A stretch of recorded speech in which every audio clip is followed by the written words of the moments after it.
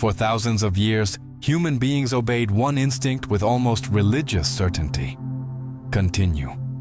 Empires collapsed into dust. Wars erased entire cities. Plagues dragged bodies through the streets. Parents buried children. Children buried parents. And even then, amid mud, famine, grief, and smoke, men and women still brought new lives into the world as if existence itself demanded continuity. Now look carefully at the present. For the first time on a global scale, entire societies are beginning to lose the most primitive impulse of nature itself: reproduction. This is not happening in one isolated country. This is not a temporary anomaly. South Korea, Japan, Italy, Germany, Spain, Canada. Birth rates collapse precisely in the most technologically advanced regions of the planet. And this destroys the most comforting explanation of all. Because if poverty were the real cause, wealthy societies would be overflowing with children. If instability were the only problem, modern nations would still reproduce abundantly. If this were merely generational selfishness, the decline would not be so vast, so persistent, so psychologically deep. So a far more disturbing question remains. What exactly did modern humanity discover about life that made it hesitate before its own continuation? That question changes everything. Because perhaps the decline in birth rates is not merely an economic crisis. Perhaps it is a crisis of perception. For most of history, life was brutal, but people still possessed collective illusions strong enough to justify suffering. Religion, family, community, honor, destiny, future. Modern man lost almost all of these structures at once, and when those structures disappear, what remains is direct contact with existence without anesthesia. Wake up, desire, work, compete, age, lose, watch everything slowly decay. The modern individual has become conscious in a way previous generations rarely had the luxury to be. And consciousness is not always liberation. Sometimes consciousness is corrosion. Perhaps that is why more and more people can no longer look at a child without feeling, beneath the tenderness, a strange ethical weight.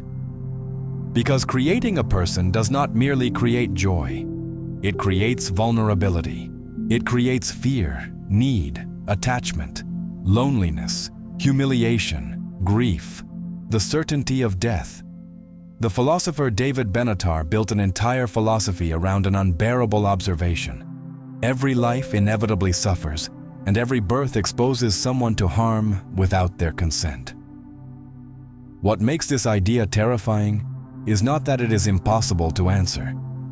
It is that it is difficult to answer honestly. For centuries, humanity responded automatically that life was worth continuing. Today, for the first time, millions of people seem unable to answer with the same conviction. And perhaps the most unsettling phenomenon of the 21st century is not artificial intelligence, political collapse, or climate anxiety. Perhaps it is the moment humanity itself began quietly suspecting that existence may not be the obvious gift it was always told it was. For almost all of human history, not having children was a rare privilege.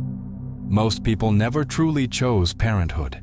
They simply followed the current of civilization itself. Birth came before reflection. A woman without children was viewed with suspicion. A man without descendants often carried the stigma of failure. Family was not merely emotional, it was survival. Children meant labor, protection in old age, continuation of the bloodline, religious duty, cultural permanence, economic security. In many parts of the world, this is still true. That is why birth rates remain higher in traditional, rural, or deeply religious societies. Not necessarily because those populations love life more, but because existence there is still tied to collective meaning. Modern civilization shattered that structure. For the first time in history, millions of people can live an entire life without children and still remain socially functional. This is radically new. A woman no longer needs marriage to survive economically. A man no longer depends on descendants to avoid abandonment in old age. Sex has been separated from reproduction. Relationships have been separated from family. Individual existence slowly transformed into a private project. And perhaps this is the most important point of all. Once obligation disappeared, true desire was finally exposed. The results are now visible everywhere.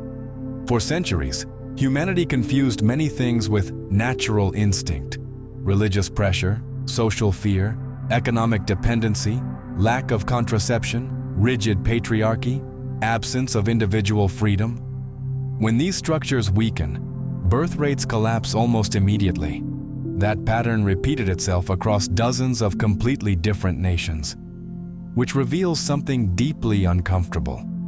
Perhaps the human desire for children was never as automatic as civilization imagined. The historian Philippe Ariès observed that childhood itself was not always romanticized in the modern sense. For much of history, children were often perceived less as sacred emotional beings and more as functional continuity. Modernity changed this entirely. Having children stopped being destiny and became intimate choice. And intimate choices are fragile. Because now the individual must answer questions tradition once answered automatically. Why bring someone here? Continue toward what? Offer them what, exactly? No religion answers unanimously anymore. No community imposes certainty. No metaphysical structure feels universally believable. The modern individual must create personal meaning manually. And perhaps this is precisely where hesitation began. Not because people hate children, but because reproduction stopped being inevitable and started requiring conviction. No civilization sustains new life when human relationships themselves begin collapsing internally. And perhaps this is one of the deepest transformations of modernity. People still connect. They simply no longer know how to remain. For most of history, relationships were built around permanence. Today, they are built around temporary compatibility. That changes everything. Because children require something contemporary culture slowly dismantled: duration. Zygmunt Bauman understood this with brutal precision when he described modernity as liquid, unstable, incapable of fixation. People want intimacy without dependency, love without sacrifice, depth without risk, connection without irreversible consequences. Relationships increasingly operate under a hidden logic of consumption. While emotionally rewarding, they remain. Once burdensome, they dissolve. Children are the exact opposite of that logic. A child cannot be emotionally paused during conflict, cannot be deleted when desire fades, cannot disappear because two adults become exhausted. A child forces permanence. And perhaps that is why many people today associate parenthood less with fulfillment and more with irreversible entrapment. This fear did not emerge from nowhere. An enormous portion of the current generation grew up witnessing destructive divorces, emotionally absent parents, silent resentment inside homes, psychological violence normalized as family life, marriages sustained purely by obligation. Many people learned very early that family can also become a slow psychological wound. That realization changes parenthood completely. Someone carrying unresolved childhood trauma rarely romanticizes the act of raising another consciousness. They understand the damage a parent can inflict. They understand how affection withheld can echo for decades. They understand that trauma migrates silently through generations. Perhaps that is why the line written by Machado de Assis feels more alive today than ever. I had no children, and therefore transmitted to no creature the legacy of our misery. The sentence sounds cruel at first, but beneath it exists a strange compassion. The philosopher Julio Cabrera argued that all procreation contains unavoidable manipulation. Someone decides existence for another person without obtaining consent. When this idea meets a psychologically wounded generation, hesitation naturally grows. Because the question stops being biological, it becomes moral. And here modernity reveals one of its most brutal contradictions. Never have we spoken so much about trauma. Never have we understood mental illness so deeply. Never have we possessed such psychological awareness. And perhaps exactly because of that, many people have begun realizing the terrifying weight of creating another human mind. In the past, most people simply had children. Now some quietly ask themselves whether they are emotionally capable of not destroying someone. For most of history, birth was treated as an unquestionable good. To be born was automatically considered a blessing. Few people stopped to analyze the actual architecture of existence before imposing it upon another consciousness. Because thinking honestly about existence is dangerous. Every life inevitably will encounter pain, fear, illness, anxiety, disappointment, decay, death. This is not pessimism. This is the operating structure of reality itself. The problem begins when someone transforms this observation into an ethical question. Because enduring your own life after already existing is one thing. Choosing existence for someone else is another entirely. And perhaps this is where modern humanity began hesitating. David Benatar argues that every birth creates exposure to suffering. No matter how beautiful a life may become, every consciousness eventually collides with deterioration. And the terrifying part is not that this is shocking. The terrifying part is that it is obviously true. The real debate was never whether life contains suffering. It does. The real debate is whether moments of beauty justify imposing unavoidable suffering onto someone who never requested existence in the first place. For centuries, religion softened this dilemma. God gave suffering purpose. Heaven justified pain. Destiny transformed tragedy into narrative. But modern consciousness slowly lost access to those metaphysical shelters. The universe no longer appears organized around humanity. Nature no longer appears moral. History no longer appears guided toward redemption. And once those illusions weaken, birth acquires a terrifying philosophical gravity. Because creating life means creating attachment, fear of loss, emotional dependency, mortality awareness, existential anguish. Emile Cioran wrote, "The inconvenience of having been born." What makes that phrase powerful is not nihilistic theatrics. It is recognition. Even the happiest life eventually encounters separation. Even the deepest love eventually meets grief. Even beauty decays. The tragedy of existence is not that suffering exists. It is that consciousness exists long enough to understand it. And perhaps the most unsettling realization of all is this: no child ever asks to participate in reality. Birth is always a decision made by others, which means procreation is not merely biological. It is metaphysical responsibility. Perhaps this is why modern people increasingly hesitate before parenthood. Not because they became cold, but because they became conscious. Few things were romanticized as intensely as childhood. The innocent child discovering the world slowly, protected by family, emotionally safe, psychologically whole. But modern childhood increasingly resembles something else entirely. A nervous system under siege. Anxiety disorders rise globally. Self-harm appears earlier. Depression reaches children. Attention disorders explode. Loneliness becomes normalized before adulthood even begins. A 12-year-old girl now compares herself not to reality, but to algorithmically perfected illusions. And this changes how many people perceive parenthood. Because raising a child no longer means simply feeding and educating them. It means throwing a fragile consciousness into an environment even adults barely survive psychologically. Jonathan Haidt argues that screen-based childhood profoundly altered emotional development. The modern child is not gradually introduced to the world. The modern child is flooded by it. Before understanding identity, They are exposed to endless comparison, digital humiliation, hypersexualization, addictive stimulation, collective judgment, algorithmic validation systems. Previous generations suffered physically.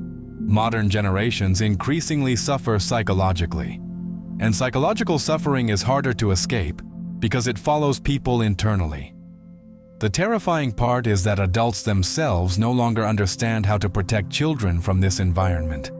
Parents monitor screens, restrict apps, control exposure, attempt emotional regulation.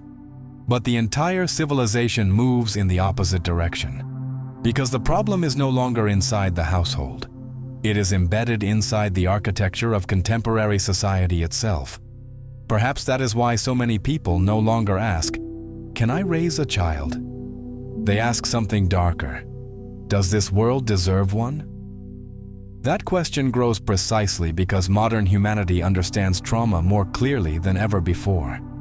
We know childhood suffering echoes through adulthood. We know chronic loneliness alters the brain. We know fear reshapes emotional development. And once that awareness deepens, parenthood stops looking merely natural. It begins looking existential.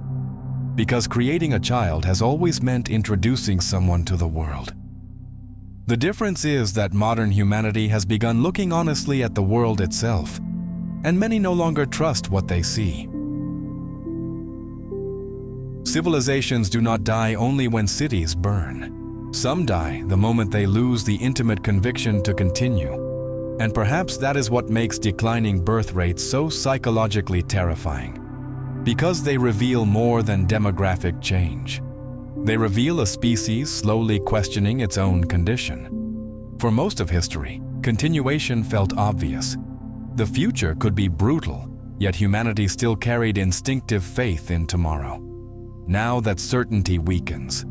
And the most disturbing part is that this happens during the most materially comfortable era human beings have ever known. Never more technology, never more medicine, never more entertainment, never more access to information. And yet millions of people look at existence itself with quiet hesitation. This destroys the simplistic idea that comfort alone satisfies human beings. Comfort is insufficient. A civilization can become technologically advanced while spiritually exhausted. It can prolong biological survival, while slowly losing metaphysical motivation to transmit life forward. Perhaps this is why the debate about children feels so emotionally explosive. Because beneath economics, politics, or lifestyle choices hides a far more terrifying question. What does humanity truly think about existence itself? The automatic answers collapse once people begin honestly observing inevitable suffering, emotional fragility, unstable relationships, contemporary loneliness, ecological fear, spiritual emptiness, the exhausting search for meaning. And then a disturbing realization emerges. Perhaps falling birth rates are not merely moral decadence, selfishness, or economic anxiety. Perhaps they are also the consequence of a species becoming too self-aware. Peter Wessel Zapffe believed human consciousness evolved beyond what the psyche can peacefully tolerate. Maybe that explains part of what is happening now. A species capable of understanding mortality, cosmic indifference, inevitable suffering, the fragility of love, the temporary nature of everything it touches. And faced with that awareness, humanity hesitates, not loudly, quietly, silently, statistically. Maybe this hesitation is wrong. Maybe it is wisdom. Maybe it is pathology. Maybe it is lucidity. The point is not to conclude the debate. The point is to recognize that something immense has changed. Because when millions of people stop seeing birth as automatic evidence of hope, humanity enters unfamiliar territory. For the first time in history, civilization is not merely fighting for survival. It is trying to decide, consciously and collectively, whether existence itself is truly a gift worth continuing. And maybe that is the strangest thing about all of this. in a world where attention is disappearing, where people scroll endlessly without truly listening, where depth is being replaced by noise, speed, and distraction, you stayed. You watched. You reflected. You allowed these ideas to enter your mind, even when they were uncomfortable.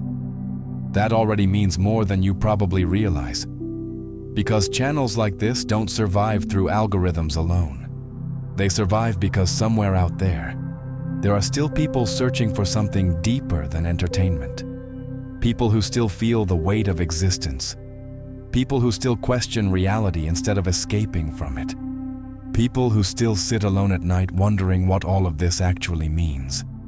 And if this channel speaks to that part of you, if these videos make you feel understood in a world that increasingly feels spiritually empty, then maybe you already belong here more than you think. Becoming a member is not just about supporting the channel financially. It's about helping keep this kind of content alive in an internet that slowly punishes depth and rewards superficiality. Members get access to more than 100 exclusive videos, deeper reflections, hidden uploads, philosophical analyses, darker themes, and content that YouTube's algorithm rarely recommends publicly. A quieter place, a deeper place, a place for people who don't just consume ideas, but genuinely think about them. And if you want to support the channel without becoming a member, you can also use the Super Thanks feature below the video. It helps more than you imagine. But honestly, even if you never spend anything, simply watching until the end, leaving a like, commenting, or sharing the video with someone else already helps this channel survive. Truly. Because attention is the rarest currency left in this world. And the fact that you chose to spend part of your life here, listening to these reflections while millions of distractions fight for your mind every second, that already means something. So thank you for being here. And if you decide to stay a little longer, become a member. There are more than 100 videos waiting for you in the shadows.